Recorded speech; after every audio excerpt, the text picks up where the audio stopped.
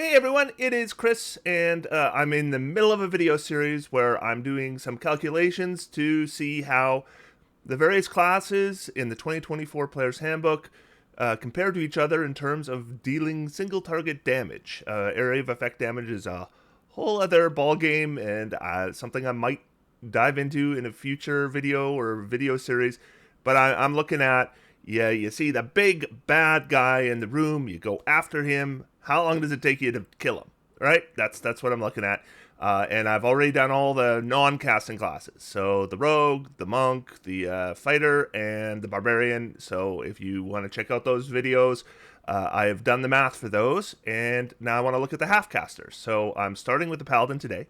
And then I'll be looking at the ranger after I'm done with the paladin. Though I am going to do 2 videos for the paladin. This is the first one.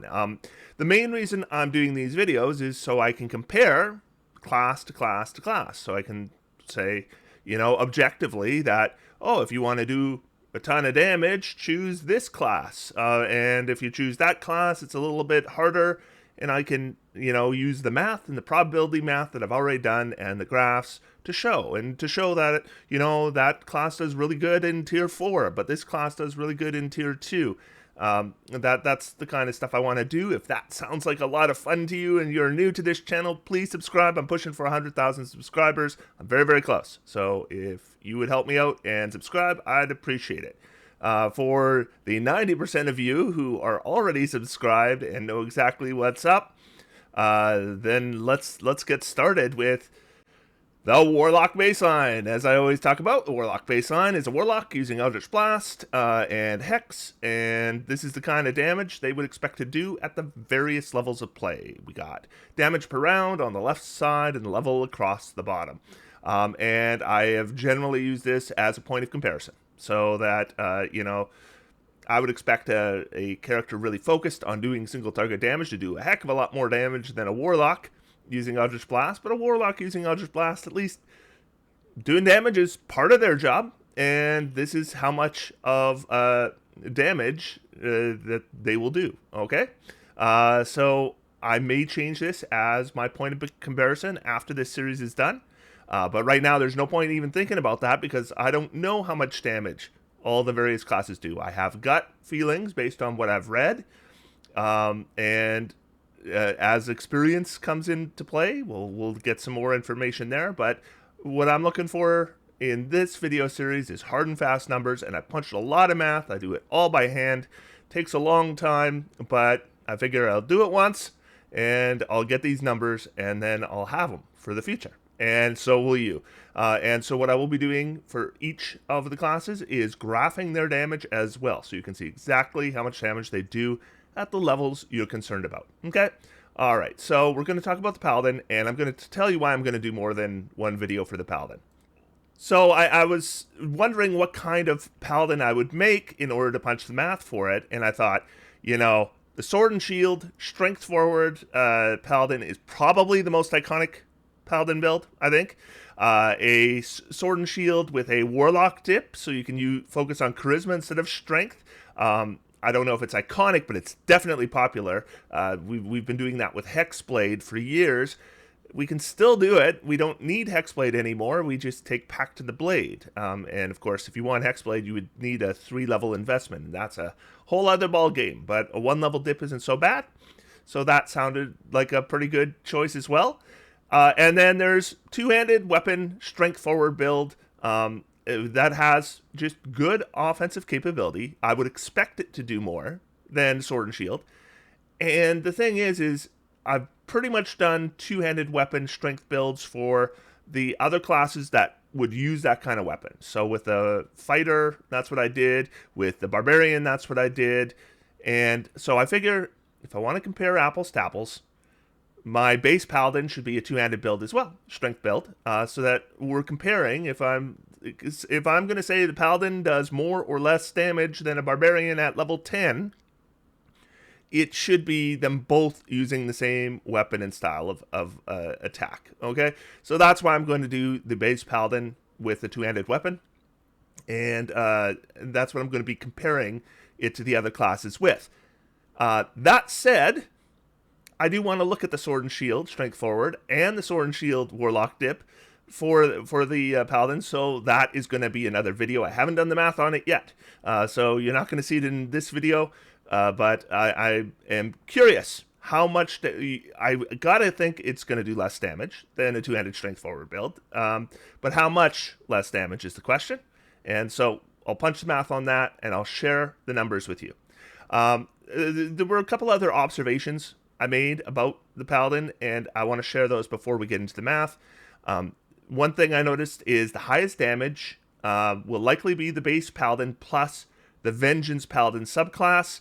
So that's what I'm going to do with each of these builds for the various classes. I do one without a subclass, just to give you kind of a base level, and another with a subclass and some optimization to kind of see what kind of potential is there for increasing above and beyond the base.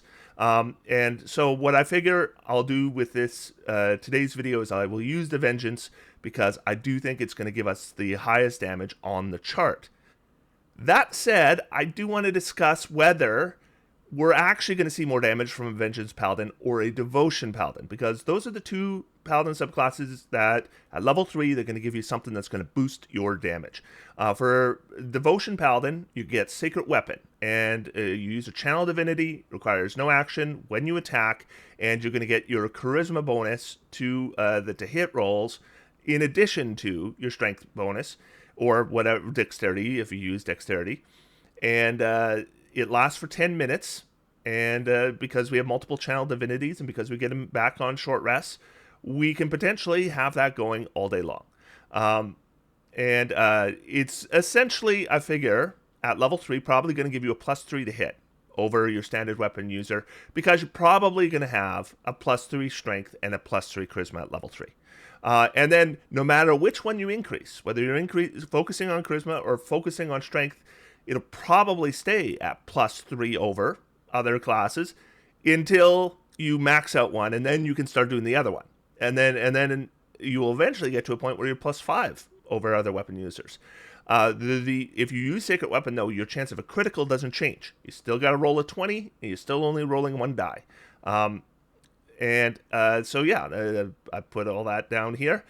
And what I did note is that if you want to maximize your strength and your charisma, you are very limited in feats, because, and this is going to be true of any Paladin, this is part of the pain of having 2 ability scores you really want to get high. And one of the reasons why you might want to dip Warlock to focus on charisma, because it is difficult to increase both your strength and charisma up to 20 when you don't have any extra feats, and Paladins don't. So I figured probably if you could put a 17 in either your charisma or your strength and a 16 in the other, you can start with a +3 in each. And then at level 4, you could take a feat, a general feat, that's going to add +1 to your 17 to make it an 18. After that, your level 8, your level 12, and your level 16 all have to be +2s to an ability score. You can't really afford any other feats, or you're not going to get both those ability scores to 20. So just keep that in mind. The Vengeance Paladin gets a feat at level, or a feature at level 3 called Vow of Enmity. This provides advantage on all attacks against a target for 1 minute, and once that target is dropped to 0 hit points, we can switch targets as long as it's within that 1 minute duration. And I figure this will likely not last more than 1 battle, but it should last a whole battle. And with 2 Channel Divinity uses and 1 back on a short rest, and a 4 combat day with 1 short rest, which is my current assumptions, that would mean 3 out of 4 battles you would have advantage. And once we get an extra Channel Divinity use at level 11, assuming we use all our Channel Divinities on Vow of Enmity, then we should be able to get advantage all the time. There is a slight chance that you could have a case where you're attacking an enemy and you've got Vow of Enmity on them and you don't drop them to 0 before the end of the combat. They might teleport away, for example. If that happens, then we lose our Vow of Enmity. We can't switch it to anybody else, and so we might not have advantage. I don't think that would happen very often, but it's something to keep in mind. It's something that the Devotion Paladin doesn't need to worry about. What's really nice for Valve Enmity is because it's giving you advantage, it increases your chance of scoring a critical hit because you're rolling 2 dice. So you have 2 dice that might each roll a 20. So essentially, you normally have a 5% chance of a critical. With advantage, it's just shy of 10%. In my math, I round off and it is 10%. And so that really helps with DPR calculations for Paladin because Paladins have extra dice they can add when you score a critical, which is very nice. For DPR calculations with a +3 to hit, Devotion Paladin would have a 75% chance to hit, a 5% chance to crit.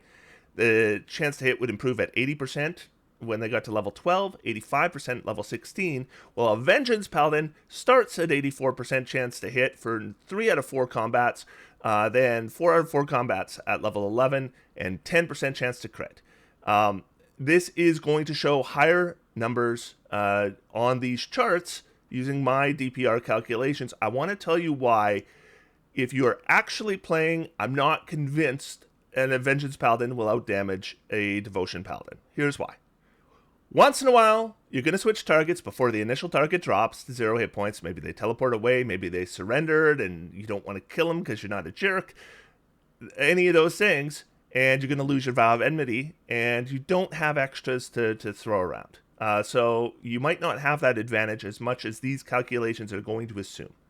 Second, once in a while, your base damage type is going to be resisted. So you're going to attack with a great sword. Turns out this creature is resistant to slashing damage. Vengeance can't do anything about that.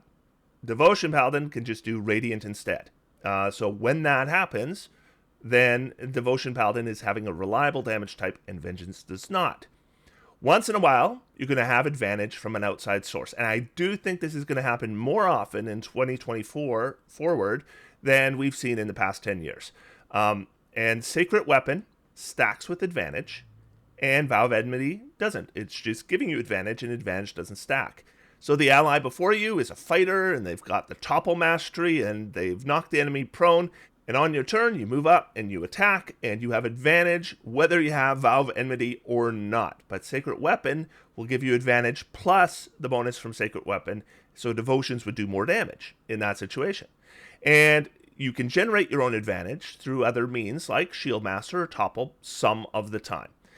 For those reasons, I do think that at the table with your experience, you might find Devotion Paladins do more damage. So because of these assumptions that I make when I do this probability math, Vengeance Paladin will come out ahead of Devotion Paladin in these kinds of calculations, but I'm not convinced it would necessarily play that way out at the table, and that's why.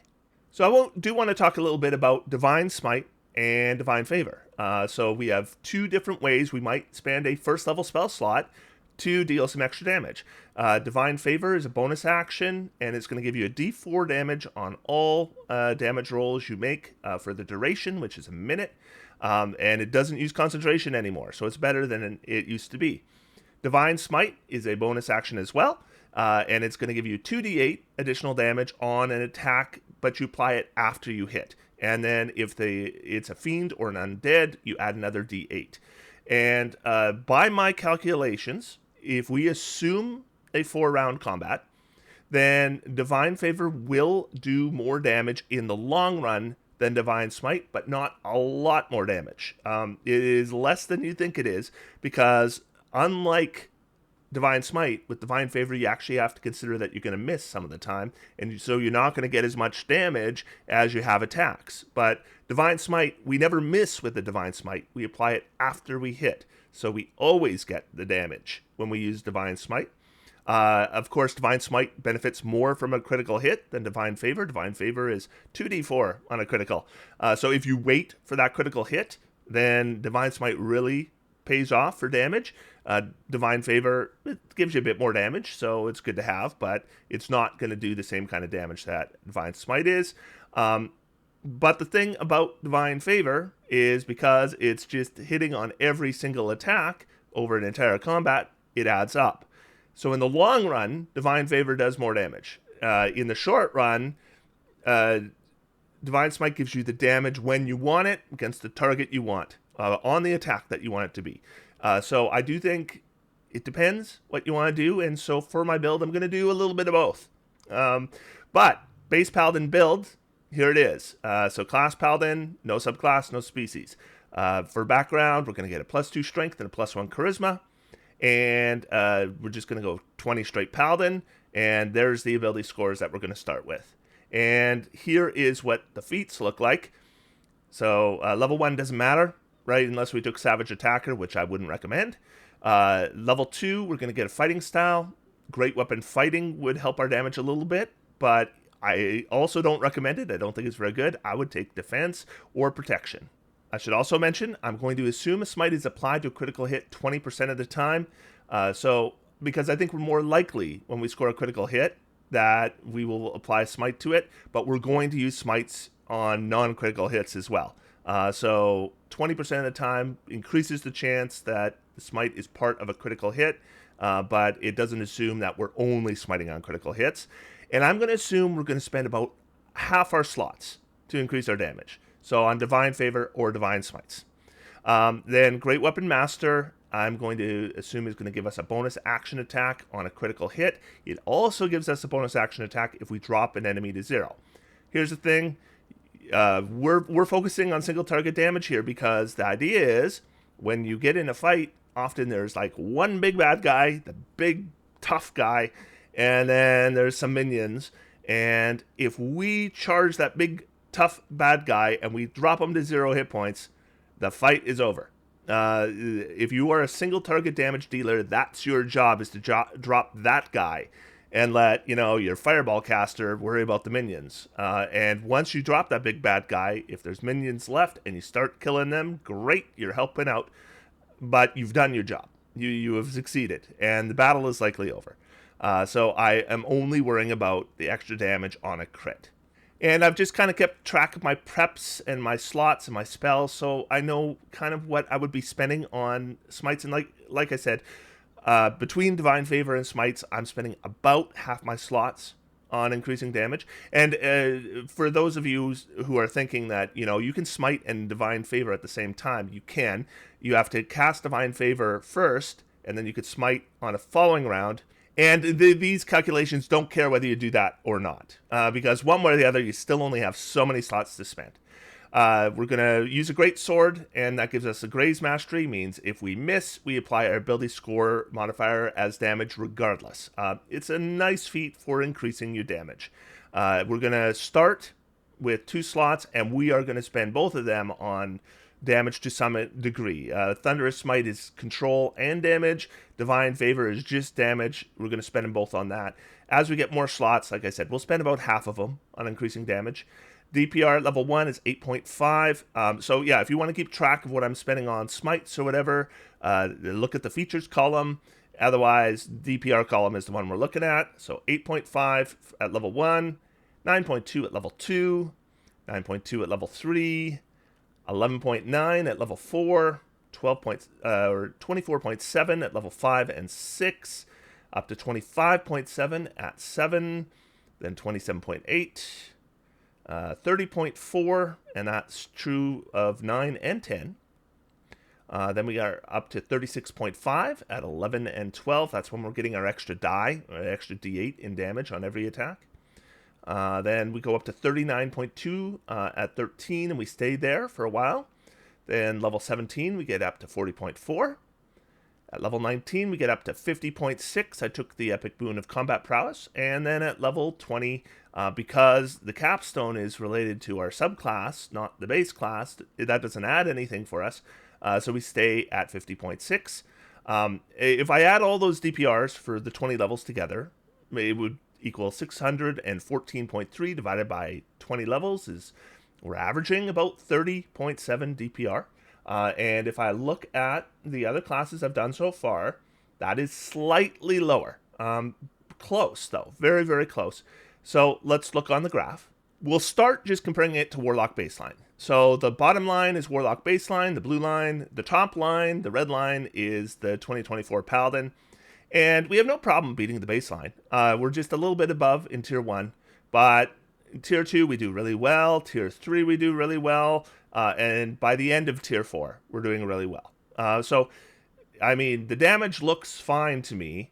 But let's compare it to the other classes we've done so far. Now I realize that this is getting to be very busy, this graph, and it's going to only get busier as we go on. But the Paladin, what color is the Paladin? The Paladin is red, and you can barely see the red line. It's underneath all those other lines. And so the bottom line right here, that's the Warlock baseline, and we can see it just does less than everything.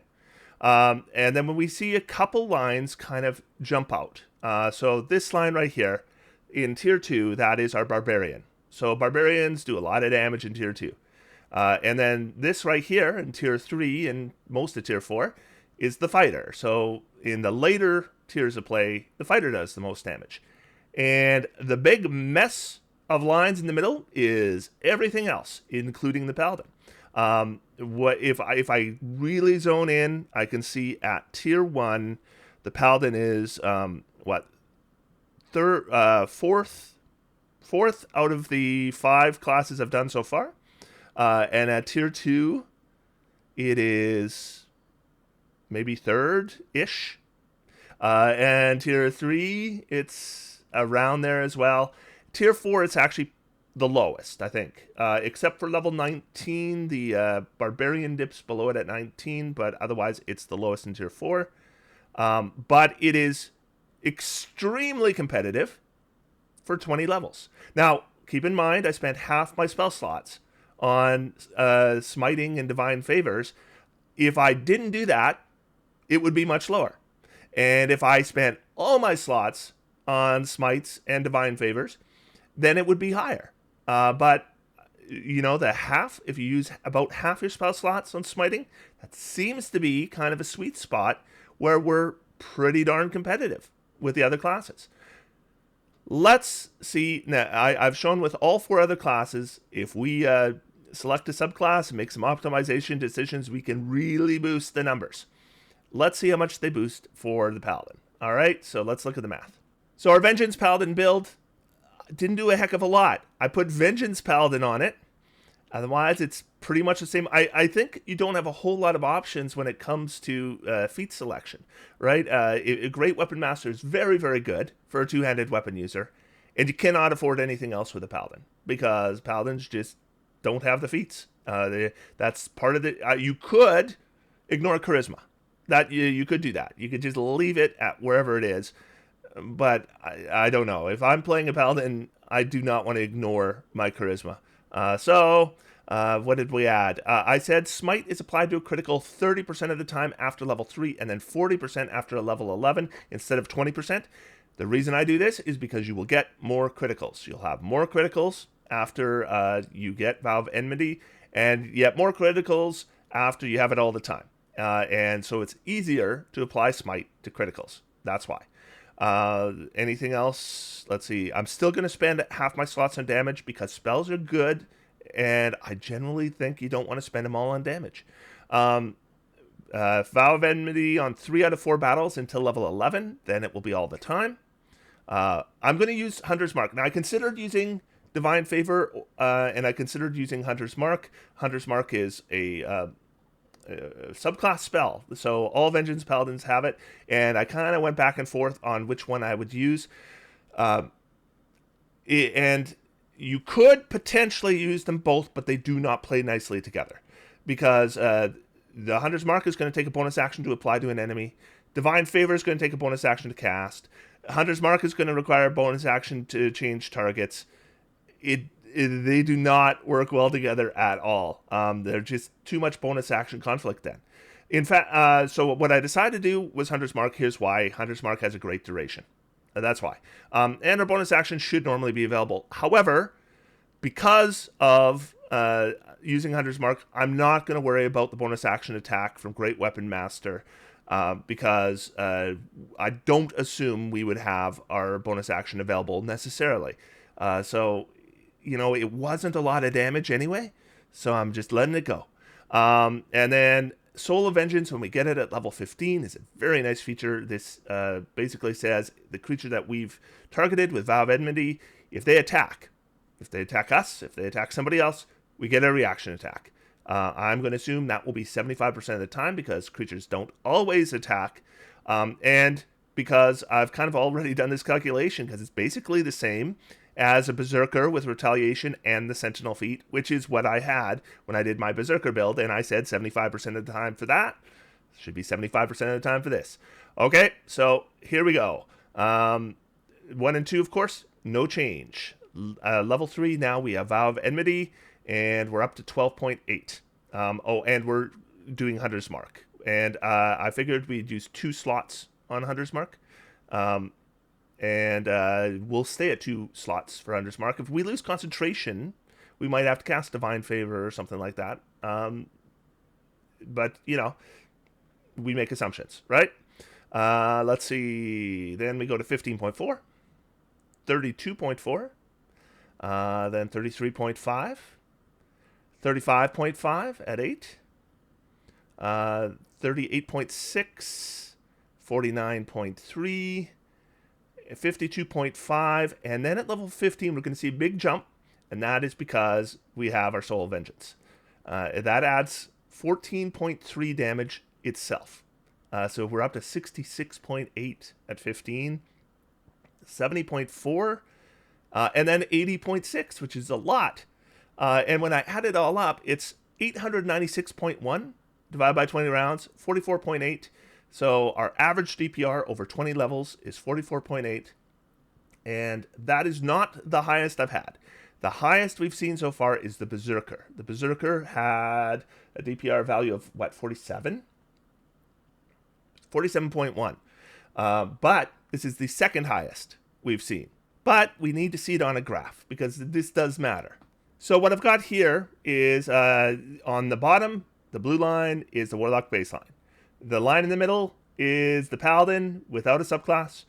The green line at the top is the Vengeance Paladin. And what I see mainly is that as the levels increase, the difference between being the optimized build versus the base Paladin build gets bigger and bigger. And by level 15, the gap is massive.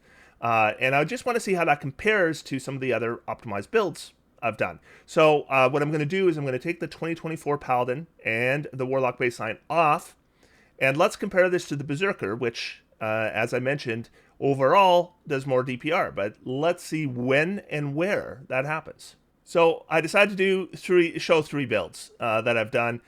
So the blue line right here, that is the 2024 Berserker. That is the highest overall DPR we've seen so far.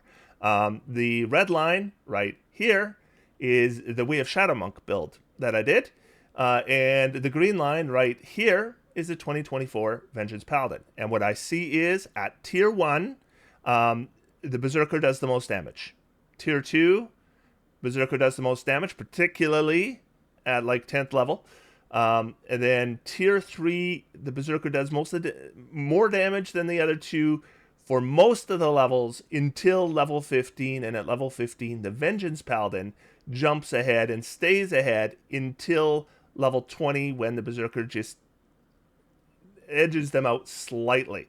The Way of Shadow Monk never does the most damage, though it is competitive, and it does the second most damage for most of until we get to level 15, and then it does the least. And what this shows me, and when you think about it, it makes sense, is earlier tiers of play, the Barbarian does more damage. Higher tiers of play, the Vengeance Paladin does more damage, but you gotta, it's kind of obvious why. At level 10, the Berserker Barbarian gets Retaliation, which is a big DPR boost for them, and very comparable to the Soul of Vengeance feature that the Paladin gets at level 15.